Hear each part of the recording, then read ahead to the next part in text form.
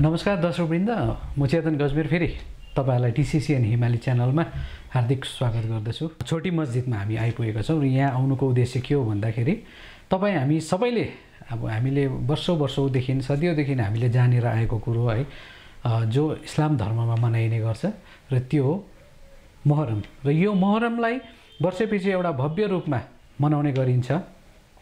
अनि यो मोहरमको दिन इस्लामिक धर्मका मानिसहरू मुस्लिम्सहरू मात्र नभएर हाम्रा दार्जिलिङ पहाडको अन्य धर्मका मानिसहरू पनि यसमा शरीक हुने गर्छन्। र यो मोहरमको विशेषता के हो र यो किन मनाइन्छ, यसको अर्थ के छ, त्यो हामी जान्नेछौँ। यहाँ हाम्रो जुन चाहिँ छोटी मस्जिदको यहाँ धर्मगुरु हुनुहुन्छ, उहाँलाई सबैले मदिना पनि भन्ने गर्छन् र उहाँसित हामी जान्नेछौँ। टिसिसिएन हिमाली चैनल में बहुत बहुत स्वागत है। बहुत शुक्रिया आप लोगों का। जी जी जी। तो हम लोग ये जानना चाहते हैं आपसे कि हम एवरी ईयर जो मुहर्रम मनाते हैं, मतलब इसके जो विशेषता है, इसका अर्थ क्या है, किस लिए ये मुहर्रम मनाया जाता है?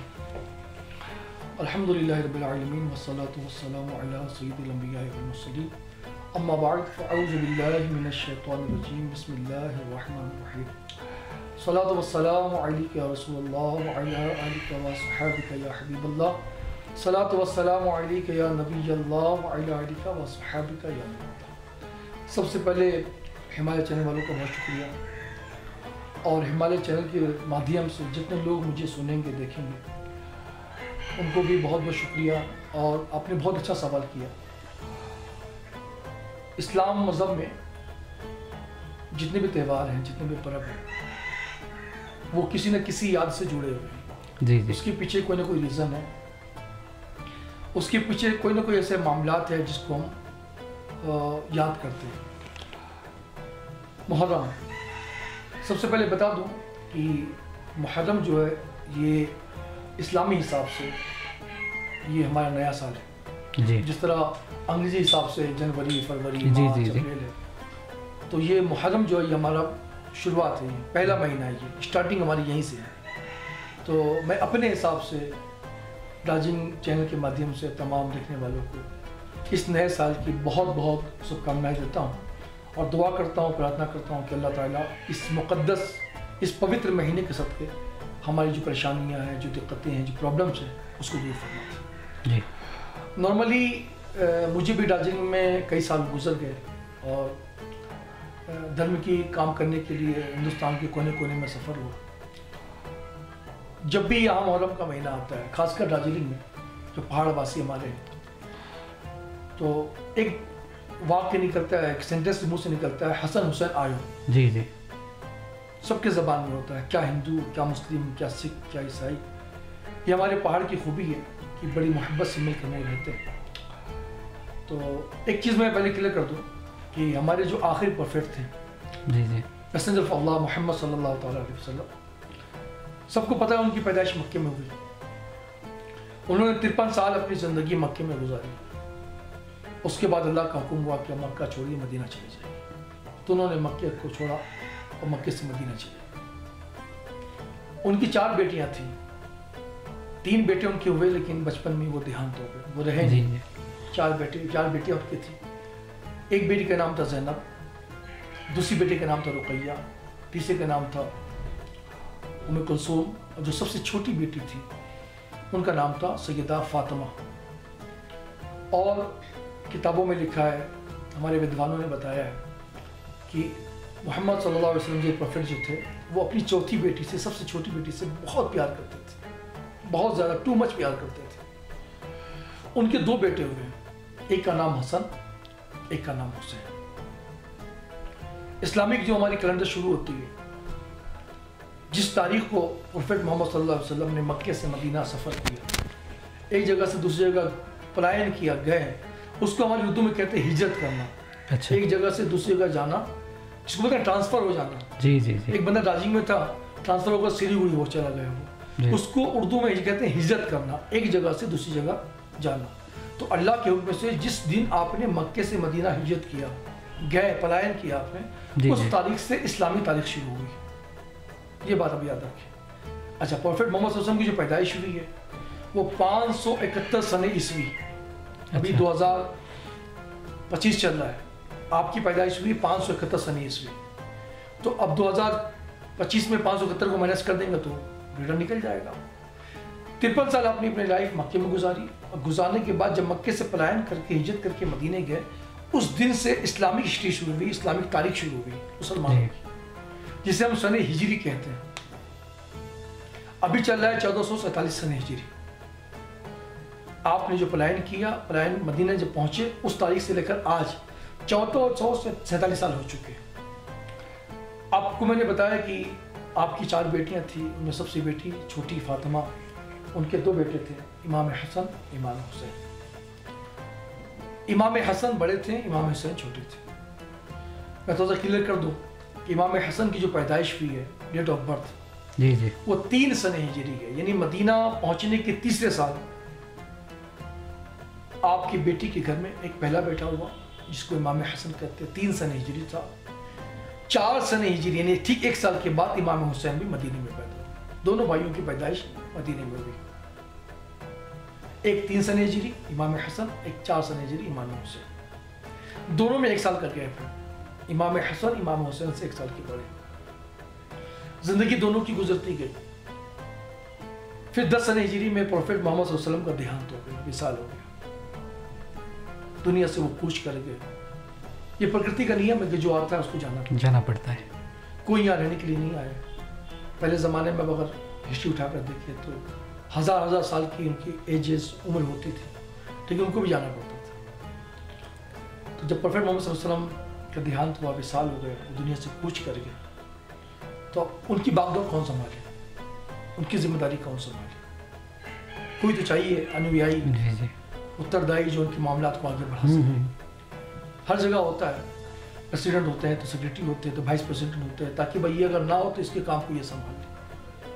तो सबसे पहले खलीफा चुने गए अबू बकर सिद्दीक रज़ी अल्लाह तआला, ये पहले खलीफा इस्लाम के, क्योंकि मोहम्मद सल्लल्लाहु अलैहि वसल्लम जो है प्रोफेट, वो आखिरी मैसेंजर बन के आए। इनके बाद क़यामत तक कोई मैसेंजर नहीं आएगा, लास्ट मैसेंजर है ये। सबसे फर्स्ट मैसेंजर हज़रत आदम अलैहिस्सलाम, जिनको एडम कहते हैं लोग, और सबसे आखिरी मैसेंजर हमारे हिसाब से पूरी पृथ्वी में अल्लाह पाक ने, परमात्मा ने 1,24,000 1,24,000 समथिंग अप्रोक्स, कम बेसी भी हो सकता है, उसमें मैसेंजर्स को भेजे। उसमें सबसे पहले आदम अलैहिस्सलाम, सबसे आखिर प्रोफेट मोहम्मद सल्लल्लाहु अलैहि वसल्लम। इनके बाद कोई मैसेंजर नहीं आने वाला। तो जब नबी नहीं आने वाले, तो नबी के जो मानने वाले, उनके जो अनुयायी हैं, जो उनके शिष्य हैं, उनको इस काम को आगे बढ़ाना था। तो सबसे पहले खलीफा हुए अबू बकर सिद्दीक रज़ी अल्लाह तआला अन्हु।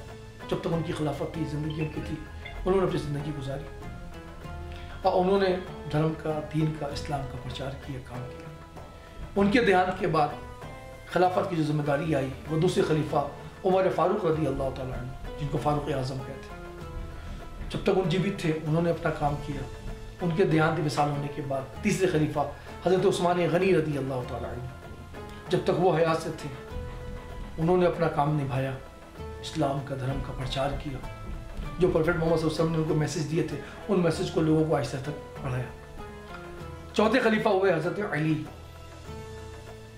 जिनको हमारे हिसाब से शेर खुदा भी कहते हैं, खुदा का शेर, बहुत ताकतवर थे वो। अच्छा, उन हज़रत अली कौन है? हज़रत अली इमाम हसन इमाम हुसैन के फादर है, यानी नबी प्रोफेट मोहम्मद सल्लल्लाहु अलैहि वसल्लम के दामाद है। ये फातिमा नबी की बेटी हो गई, अली दामाद हो गए। उनसे जो औलादें हुई, वो उन औलादों का नाम हसन और हुसैन है। अच्छा, मैं आपसे एक सवाल पूछना चाहूँगा। जो आपने ये बार बार खलीफा, ये जो वर्ड यूज़ किया ना, तो हमारे ये जो दर्शक है उनको बता दीजिए कि खलीफा को हम साधारण तौर से मतलब क्या कह सकते हैं? उसको उत्तरदायी कह सकते हैं। ओह अच्छा, हाँ, कि इनके बाद ये जिम्मेदारी बागडोर कौन संभालेगा। ठीक है, अब मैं नहीं हूँ तो मेरे बाद ये काम तो बंद नहीं होगा। जी, तो कोई तो चाहिए, मेरे जाने से पहले मैं किसी को फिक्स करूँगा, भाई मेरा काम ये करेगा, उनके बाद वो। तो प्रोफेट मोहम्मद सल्लल्लाहु अलैहि वसल्लम जाने के पहले ही तय हो गया था कि वो सिद्दीक खलीफा बनेंगे। इस काम को, इस धार्मिक संस्था को जो चला रहे हैं, इस्लामिक मामलात को, जो अल्लाह का जो पैगाम है, ठीक है, उसको कौन आगे बढ़ाएगा? तो उसको खलीफा कहते हैं, उत्तरदायी को खलीफा कहते हैं। 4 खलीफा हो गए। जो चारों खलीफा गुजरे, चारों ने अपना काम ठीक ठाक से किया। एक बात मैं खुल कर बोल दूँ, कि मार्केट में अगर ओरिजिनल चीज़ है जी तो डेफिनेटली ये चीज़ तय कर लीजिए कि डुप्लीकेट भी आने वाला है। हर जगह अच्छाई के साथ बुराई है, प्लस के साथ माइनस है, पॉजिटिव के साथ नेगेटिव है। एक घर में 4 लोग हैं तो चारों का दिमाग जहन अलग अलग होता है, कोई कुछ सोचता है, कोई कुछ सोचता है, कोई भलाई की तरफ जाता है, कोई बुराई की तरफ जाता है। चारों खलीफा ने अपना काम ठीक ठाक से निभाया। 5वें खलीफा बने इमाम हसन, इमाम हुसैन के बड़े भाई। इमाम हसन और इमाम हुसैन ना? इमाम हसन बड़े हैं जी जी। 1 साल के। वो जब खलीफा बने तो एक सहाबी थे। सहाबी किसे कहते हैं? अल्लाह के नबी सल्लल्लाहु अलैहि वसल्लम के हाथों में जिन्होंने इस्लाम कबूल किया, उनके जीवनी में, उनके जब तक वो हयात से थे और इस्लाम में ही वो रहे, जिन्होंने उनके हाथों में इस्लाम कबूल किया और उनको अपनी आंखों से देखा और इस्लाम में रहे, वो उसे सहाबी कहते हैं। मैंने अभी बताया कि 1,24,000 पैसेंजर्स भी आए हैं। तो जब प्रोफेट मोहम्मद सल्लल्लाहु अलैहि वसल्लम 10 साल उन्होंने ज़िंदगी गुजारी मदीने में, मक्के में कुछ जो ज़िंदगी गुजारी, ठीक है, उस बीच में उन्होंने जो कोशिश की उसमें तकरीबन 1,24,000 उनके अनुयायी भी हो गए अप्रॉक्स। उन्हें सहाबी कहते हैं। जिन्होंने उनको देखा, इस्लाम कबूल किया, उनके मानने वाले हुए, उनके साथ रहे, वो सहाबी हो गए। तो सहाबी थे, ठीक है। उनके साथ लेकर इनका हज़रत इमाम हसन, उनका नाम था अमीर माविया रदी अल्लाह तआला अन्हु। तो अमीर माविया रदी अल्लाह तआला अन्हु और इमाम हसन के बीच में खिलाफत को लेकर कुछ डिस्ट्रीब्यूट हुआ जी। तो इमाम हसन ने क्या किया, क्योंकि 2 ग्रुप में आपस में झगड़ा होने से बेहतर है कि मिला लिया जाए, तो उन्होंने क्या किया, मुहब्बतन शफकतन उस मामले को सॉर्ट आउट किया। अच्छा। बैठ कर मीटिंग की कि आपस में ना इत्तेफाक है ना, आप खलीफा बन जाए, आप ये जिम्मेदारी संभाल लें। और हमारे प्रोफेट मैसेंजर मोहम्मद सल्लल्लाहु अलैहि वसल्लम ने पहले कह दिया था कि मेरा बेटा हसन उम्मत में एक बहुत बड़ा बवाल होने वाला होगा, फितना होने वाला होगा, उसको वो डैमेज कर देगा, उसको वो उभरने नहीं देगा। जी। आजकल लोग 4 आना नहीं छोड़ते हैं अपने। जी हाँ। मैं अगर किसी दुकान में बिग बाजार में जाऊँ और 999 का सामान लिया मैंने, तो 1 रुपया नहीं छोड़ता हूँ मैं। 1000 का नोट दूँ तो मैं चाहता हूँ 1 रुपया मुझे वापस मिले। लेकिन लोगों को फितनों से बचाने के लिए, फसाद से बचाने के लिए आपने अपने आप को पीछे किया और कहा कि आप खलीफा बनो। और ये खिलाफत फिर अमीर माविया रदी अल्लाह तआला अन्हु के बाद इमाम हसन के पास आना था और इमाम हसन के बाद इमाम हुसैन को लेना था। सिस्टम यही था। लेकिन इमाम हसन का देहांत हो गया 49 सन हिजरी में। लोग कहते हैं मुहर्रम में हसन हुसैन आए हो, तो ऐसा कुछ नहीं है। बेशक हसन हुसैन 2 भाई थे, लेकिन करबला के मैदान में इमाम हसन शहीद नहीं हुए, वो 49 सन हिजरी में शहीद हो गए। कैसे? उनको किसी ने जहर दे दिया था। ओह अच्छा अच्छा। ये याद है। 49 सन हिजरी, 3 सन हिजरी में पैदा हुए वो, 49 और बहुत किताबों में 50, दोनों में थोड़ा सा है कि भाई 49 किसी ने कहा 49, किसी ने कहा 50, जो भी हो 49-50 दोनों में। 2 सन हिजरी में उनको जो है जहर दिया गया और जहर पीने के बाद उनको नहीं पता था, कोई चीज़ में मिला के उनको दे दिया गया। जी जी। पीने के बाद वो शहीद हो गए, तो कफन दफन दिया गया। वो तो बड़े भाई थे ना, बड़े भाई थे। हाँ। वो ध्यान फरमा गया, मिसाल कर दिया जाए। और इमाम हुसैन ने खुद अपने हाथों से उनको कफन दफन किया। अच्छा। 10 साल और गुजरे, इमाम हुसैन ने वो 10 साल मदीने में गुजारे, क्योंकि इमाम हसन चले गए थे और खिलाफत थी अमीर माविया रदी अल्लाह तआला अन्हु। इमाम हुसैन अपने मदीने में है, अपनी ज़िंदगी अपने घर वालों के साथ, अपने अहले ख़ानदान के साथ, फैमिली के साथ गुजार रहे। चूँकि वो प्रोफेट मोहम्मद सल्लल्लाहु अलैहि वसल्लम के नवासे थे, इसलिए क्या होता है ना, बड़ों का बेटा भी बड़ा होता है। जी। तो पैसेंजर के नवासे थे, तो उनकी मान जान, उनका लाड, लोग उससे ज़्यादा बहुत मोहब्बत करते थे, उनको बहुत ज़्यादा ही लोग बिलीव करते थे, उनकी बातों को माना जाता था। इधर हमारा जो गवर्नर हाउस था उस ज़माने में, वो कूफा था। मुल्क के शाम, दमिश्क, सीरिया, इराक, ये सब इलाकों में हुकूमत थी। तो अमीर माविया जो थे, जब उनका देहांत हुआ, तो देहांत होने के बाद इमाम हुसैन को खिलाफत मिलनी चाहिए थी। उनका एक बेटा था, उसका नाम था यजीद। इमाम हुसैन का नहीं, अमीर माविया का। ओ अच्छा अच्छा। अमीर माविया का बेटा जी जी यजीद था। वो 2 नंबर आदमी था। हमने अभी बताया ना जी जी। एक घर में 4 बंदे होते थे, किसी का मिजाज कुछ और, किसी अमीर मुआविया रज़ी अल्लाह तआला अन्हु ने अपना मामला ठीक ठाक निभाया इन 4 खलीफा के बाद। यजीद जो था वो इस्लाम वाला तो था, मुसलमान तो था, लेकिन इस्लाम में जो तरीक़ाकार है उसको फॉलो नहीं करता था। जैसे हमारे मज़हब में नमाज की पाबंदी करनी ज़रूरी है, 5 वक्त की पाबंदी था। हमारे मज़हब में शराब पीना हराम है, वो शराब पिया करता था। हमारे मज़हब में जुआ खेलना हराम है, वो जुआ खेलता था। मुसलमान तो था लेकिन वो रूल्स एंड रेगुलेशंस को फॉलो नहीं करता था, वो अपनी मर्जी का मालिक। अच्छा। कुछ बच्चे होते हैं ना जो बिगड़ जाते हैं, माँ बाप अच्छे होते हैं उनके, माँ बाप संस्कारी होते हैं उनके, बोलते हैं हमारे यहाँ के साधु के घर में शैतान पैदा हो गया। हाँ। ठीक है, ऐसा होता है कि बाप मौलवी होता है, बेटा कुछ और निकल जाता है। ऐसा हमारे यहाँ माहौल होता है कि साधु के घर में, मौलवी के घर में शैतान पैदा। देखो इसका बाप कितना अच्छा था, नेक था, इसको देखो ये कमीना निकल गया। तो अमीर मुआविया रज़ियल्लाहु अन्हु सहाबी रसूल थे, उन्होंने अपना पूरा काम 100% सही किया। यजीद जो था वो नौजवान था और उसकी संगत, उसकी सोहबत अच्छी नहीं थी, तो वो उसका मिजाज भी वही था जी, गंदे सोच का मालिक था वो। तो ऑटोमेटिकली वालिद के देहांत के बाद उसने उस गद्दी पे कब्जा कर लिया, बाप के माल में बेटे ने कब्जा कर लिया। हालांकि इस्लाम उससे अच्छा मानता है जो शरीयत क्या है, कॉन्स्टिट्यूशन ऑफ इस्लाम, इस्लाम का जो संविधान है उसे शरीयत कहते हैं। अच्छा जी, जो चीज़ हमें बता दिया गया कि ये आपको करना है तो हमारे लिए हलाल होगा, क़यामत तक वो हलाल रहेगा। जो चीज़ कह दिया गया है कि हराम है तो क़यामत तक वो अगर कोई करता है, सपोज मैं करता हूँ तो मैं गुनाहगार हूँ, इसकी सज़ा मुझे भुगतना पड़ेगी।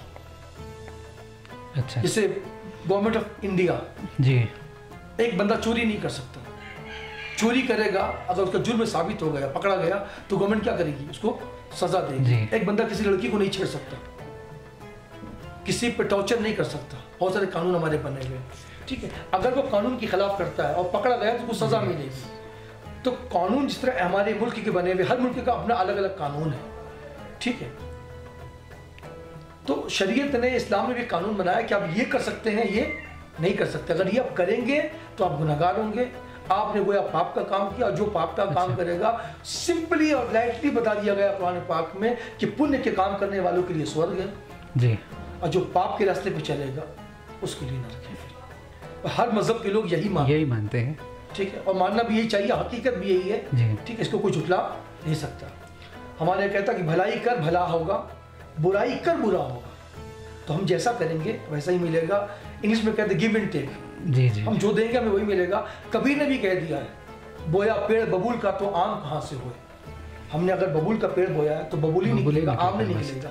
हमने अगर अच्छा किया होगा कर्म तो हमें अच्छा ही मिलेगा, अच्छा, हमने बुरे कर्म किए होंगे तो बुरा ही मिलेगा। बहरहाल ये डिस्कस लंबा हो गया, लंबा है। हाँ, एक्चुअली मैं आपसे ये जानना चाहता था कि मतलब जब भी मुहर्रम की बात आती है ना, तो बैटल ऑफ जो करबला है ये, उसमें इमाम हुसैन के बात तो मतलब उनका जिक्र होता है इसमें, तो आप इस बारे में कुछ बता दीजिए। जी बस मैं वही आ जी जी। तो अब इमाम हुसैन जो उन्होंने वहाँ पर वो बैटल ऑफ करबला में उन्होंने जो शहादत दी थी, है कि नहीं, बताइए तो इसी बारे में। बस मैं वही आ रहा हूँ। अब इमाम हुसैन ने मदीने में 10 साल गुजारे जी। अब यजीद ऑटोमेटिक खलीफा बन गया, तो अब जाहिर सी बात है जब कोई आदमी हुकूमत में बैठता है जी, तो जो अपोजिशन में होने वाला होता है तो उसको खतरा होता है कि इसको अगर दबा लेंगे तो मेरा काम हो जाएगा। तो उसको 4-5 लोग मदीने में से नजर आए कि अगर वो मेरे अंडर में आ जाएंगे तो फिर मुझे कोई नाम नहीं कर सकेगा। उनमें सबसे बेहतरीन जो नाम था, सबसे ऊपर जो नाम था वो इमाम हुसैन का था, क्योंकि इमाम हुसैन वो मैसेंजर ऑफ अल्लाह मोहम्मद सल्लल्लाहु अलैहि वसल्लम के नवासे थे, उनका एक मानजान था। तो जो गवर्नर उस वक्त मदीने का था उसको यजीद ने खत की भेजा कि मैं खलीफा बन गया। और इमाम हुसैन को बोलिए कि अपने तमाम अनुयायी के साथ वो मुझको एक्सेप्ट कर ले, मुझे कबूल कर ले। जी जी। इमाम हुसैन को जब खबर मिली रात की तन्हाई में, तो जो गवर्नर था उसने कहा आप यजीद को अपना खलीफा मान लीजिए, अपना नेता मान लीजिए,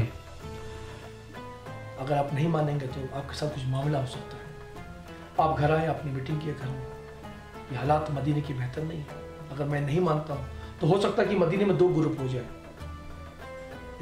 मेरे मानने वाले, उसके मानने वाले, तो आपस में जंग हो सकती है। और मदीना एक पवित्र स्थान है जी। इस पवित्र स्थान में मैं खून खराबा नहीं चाहता। एक काम करते हैं, इस झमेले को ख़त्म करते हैं। एक कहावत है, ना रहे बांस न बजे बांसुरी। उन्होंने पूरे फैमिली को लिया और वहाँ से पलायन किया, मक्का चले गए। اب غور کیجیے آپ، پروفیٹ محمد صلی اللہ علیہ وسلم مکے سے پلان کیے مدینے آ گئے.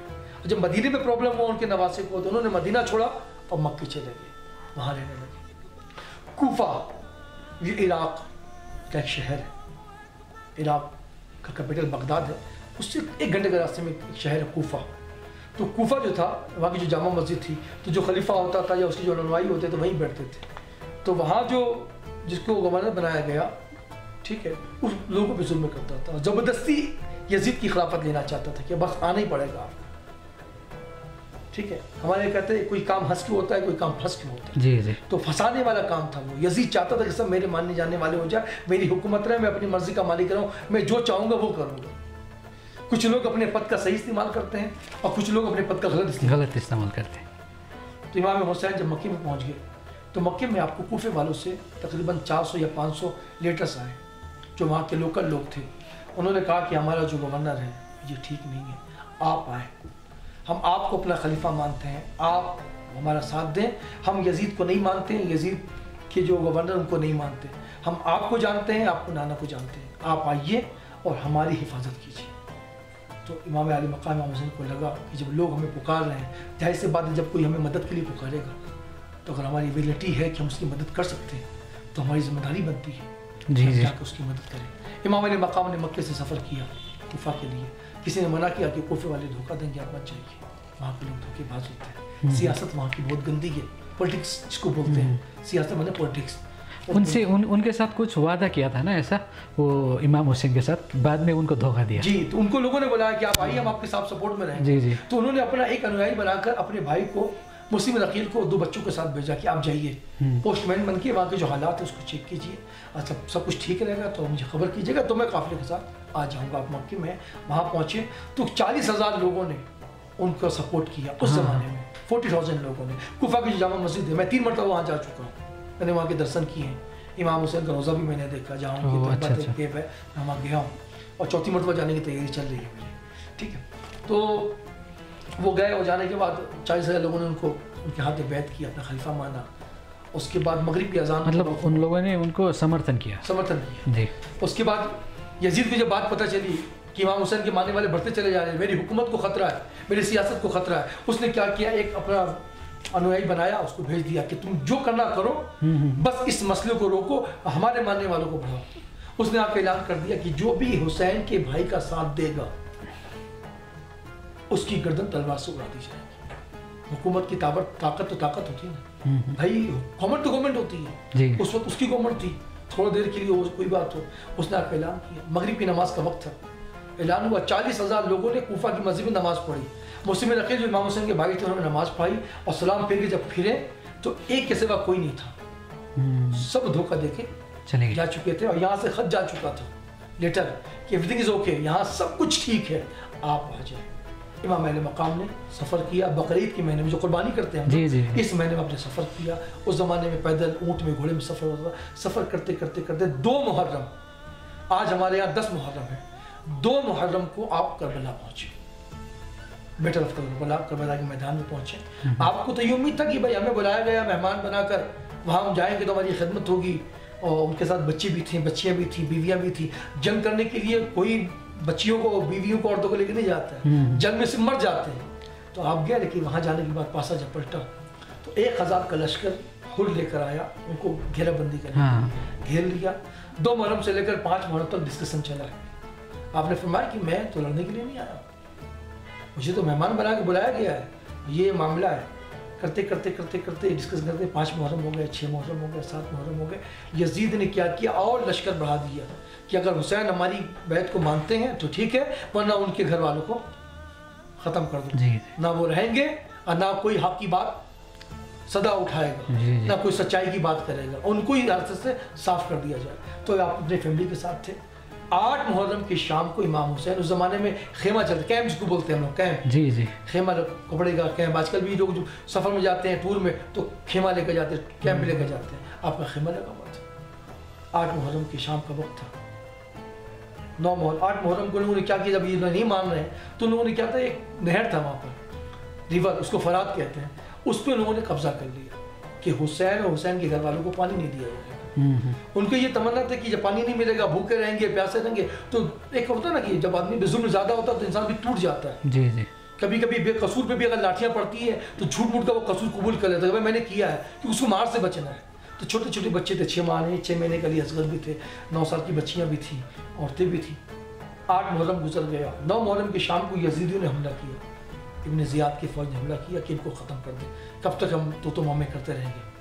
تو امام حسین نے پوچھا کہ یہ کیا چاہتے ہیں, تو کہا یہ بولتے ہیں 2 رائے ہیں, یا یزید کو مان لیجیے یا یزید کو ایکسیپٹ کر لیجیے, یا تو پھر آپ جنگ لڑنے کو تیار ہوئیے. آپ نے فرمایا میں اپنی جان دے دوں گا, میرے بچے قربان ہوتے ہیں قربان ہو جائیں, لیکن میں جو شریعت کا طریقہ ہے جو سچائی ہے اس کو نہیں چھوڑوں گا. میری جان جاتی ہے چلی جائے, سچائی نہیں چھوڑوں گا. جی جی.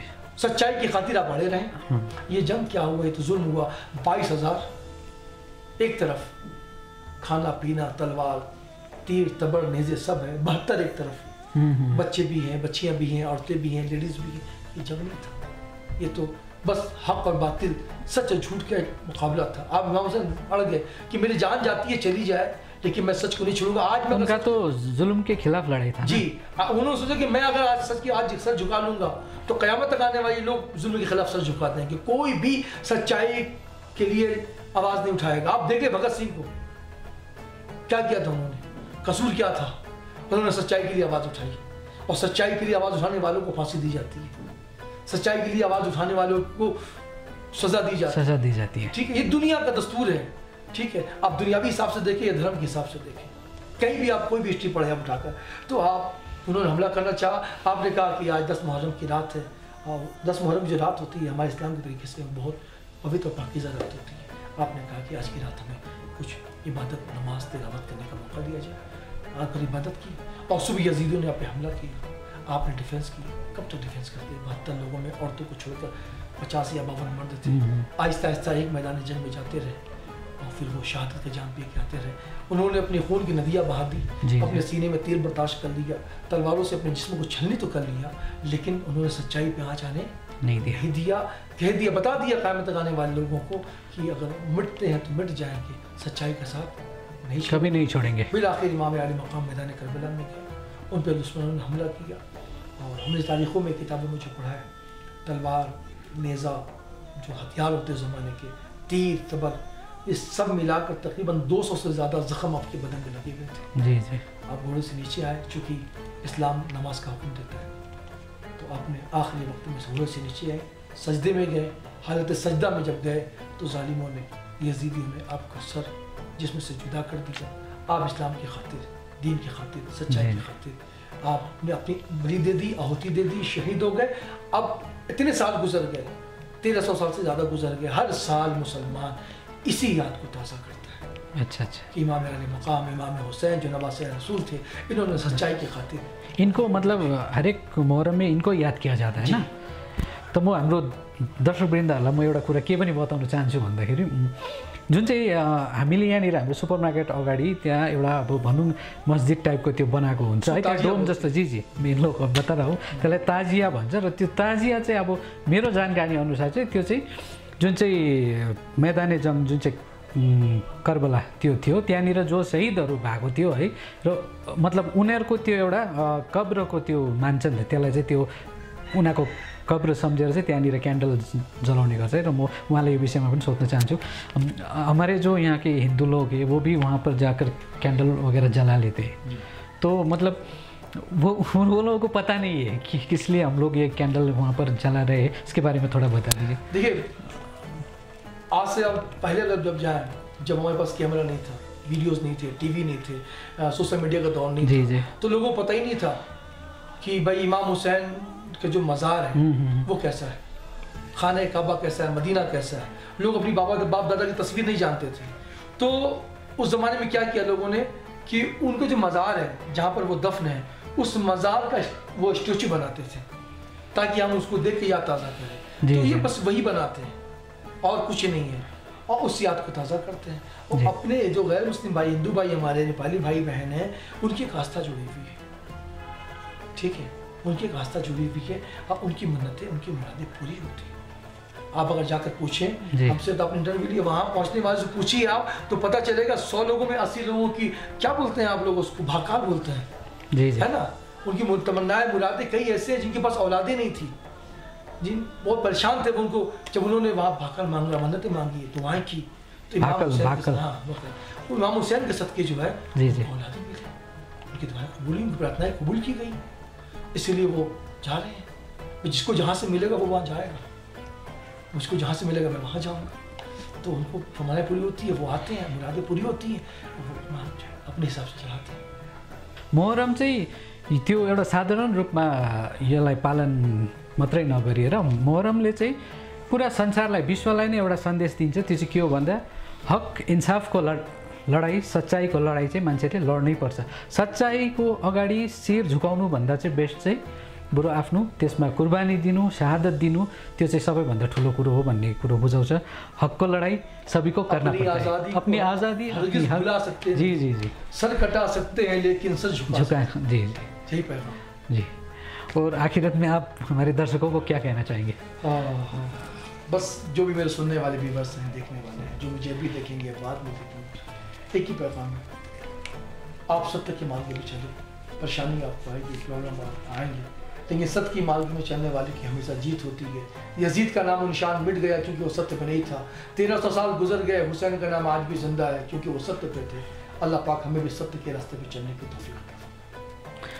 हाम्रो हिमाली च्यानलको सबै दर्शकहरूलाई म उहाँकै धर्मगुरुकै म छेउमा म यो कुरा भन्न चाहन्छु, हामी इन्सान भएपछि हामीले यो संसारमा अन्याय अत्याचार जुलुमको खिलाफ चाहिँ हामीले कारबाही गर्नैपर्छ। अन्याय अत्याचारको खिलाफ हामी लडेकै हुनुपर्छ। त्यो भयो भने मात्र हामी ह्युमन भएको त्यसको कुनै एउटा महत्त्व रहन्छ। र यति भन्दै उहाँसितको यो वार्तालापलाई यही नै समाप्त गर्दछु। Thank you.